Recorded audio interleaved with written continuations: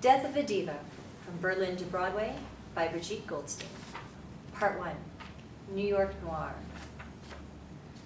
New York City, July 1941. Suddenly, the summer doldrums had come to an end.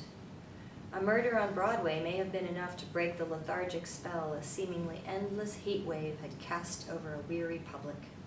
The violent death of an international movie star aroused a wave of general indignation, equivalent to a rallying cry for retribution stoked by a frenzied battle of the daily headlines. "Desdemona strangled," screamed the tabloids in outsized, bold letters. "Star of stage and screen brutally murdered," headlined one mass circulation daily. "Renowned Shakespearean actress Stella Berger found dead," intones the newspaper of record. "Prominent anti-Nazi voice silenced," bemoaned the German-Jewish émigré paper Aufbau.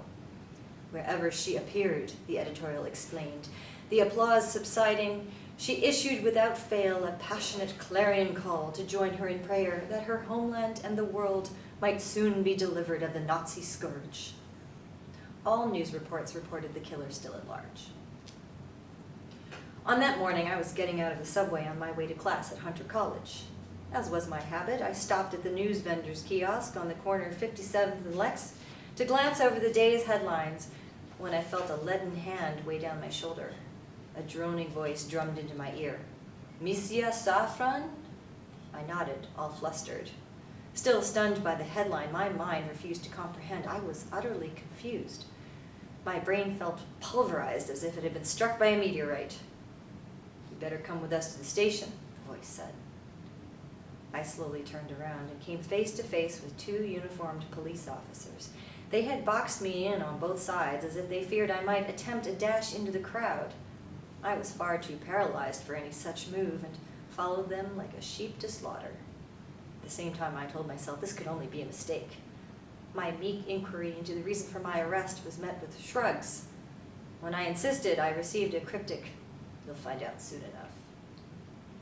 Realizing the futility of pressing further, I got into the back seat of a squad car, pulled up my legs, and leaned my face against my knees.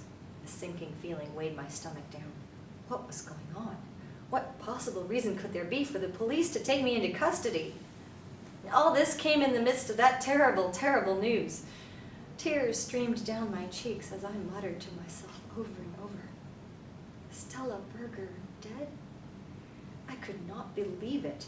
Stella Berger, my idol and mentor, had been killed in a savage attack in her dressing room. My thoughts wandered to the front page news of the last few weeks. The daily press drumbeat about the German army's advance on Moscow and an almost chaotic British attempt to win over the German public with a propaganda campaign.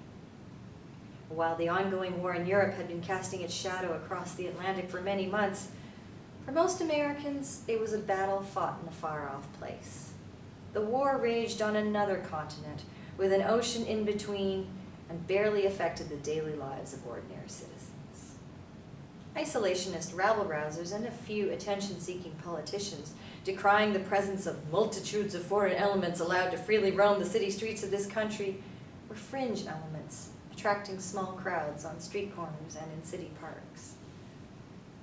The violent death of a celluloid icon at the height of her triumphant run on Broadway, however, was a stab in the city's heart and its famed theater world. It was also fodder for the isolationist grindstone. Even those who had never heard of Stella Berger or her critically acclaimed Ophelia to Olivier's Hamlet were likely to seize on the tragic event for their own agendas. Berger's Ophelia had electrified London audiences back in 1934, spreading her fame beyond the German-speaking world where she had reigned supreme on stage and in film for more than a decade before the Nazi regime had forced her into exile abroad.